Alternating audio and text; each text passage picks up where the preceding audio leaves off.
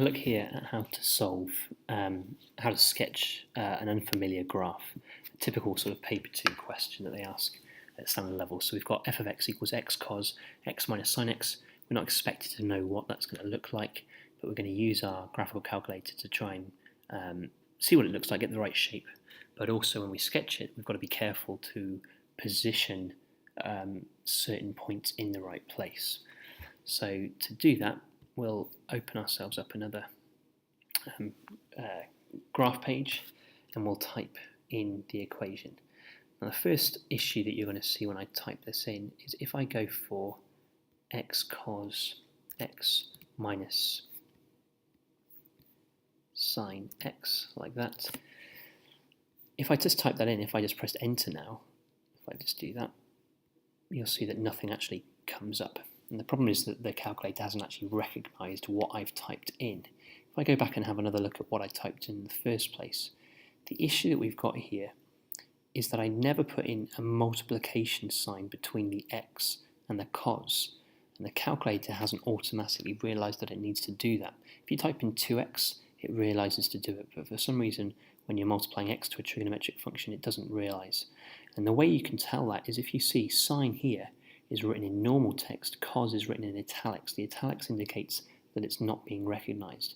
So if I go into there and put the times sign in, you should notice that the cos instantly changes to normal font, which means it's now being recognised as a function. The other thing I need to make sure is that whenever I'm graphing using sine, cos or tan, I should always be in the radians mode, which I am. Otherwise, my graph is not going to look as it should do. So I hit enter, and suddenly I've got a graph that I'm going to be able to draw. If we go back and have a look at the question in the first place, we've now got a pretty good idea of what we need to draw, what needs it to look like. But we've got to be a little bit careful. For one thing, we need to be drawing it within the graph space that we've got here. But we also need to look very carefully at the domain that we've been given in the question. This function is only defined between 0 and 3, so I must make sure that I don't draw it in any other places. I wouldn't want to draw any of this because it's less than 0. And as I say, it's a bit of a trick because they've given you a part of the graph here that extends beyond 0, so you have to realise that you leave that completely blank. So let's just change our range and domain now. I'm going to go menu on here, and rather than going zoom in, zoom out, I would say that generally it's better to go to Windows settings so that you can be specific about what you want to change the x and y values to. So I'm going to change them from -3 to 3, and the same on the y-axis because that's exactly what I had on my original question, -3 to 3, -3 to 3. The other thing that you might want to do as well is on that Windows settings,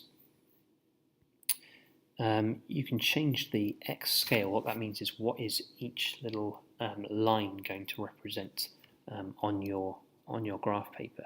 So I'm going to change that to being 1.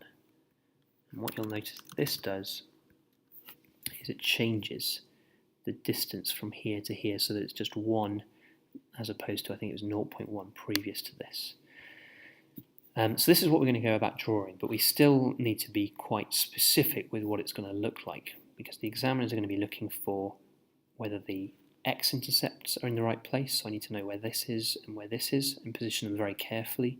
I need to know where the maximum point is, and I also would need to know where the y-intercepts are, but there aren't any in this particular graph. So to do that, the easiest way is to go onto the trace function, graph trace. It starts at the origin there.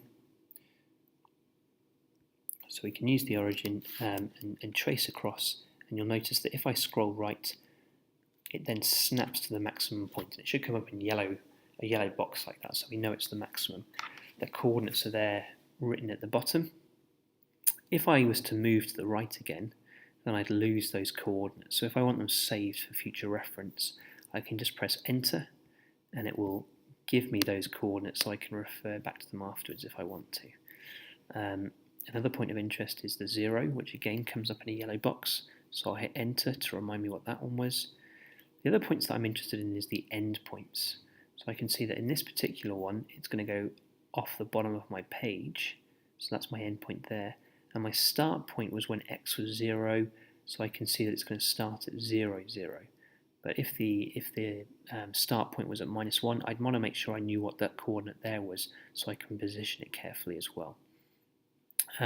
Having done that, having used the trace function in the window settings, I can be very specific about positioning each of those key points, and I should get full credit for this question.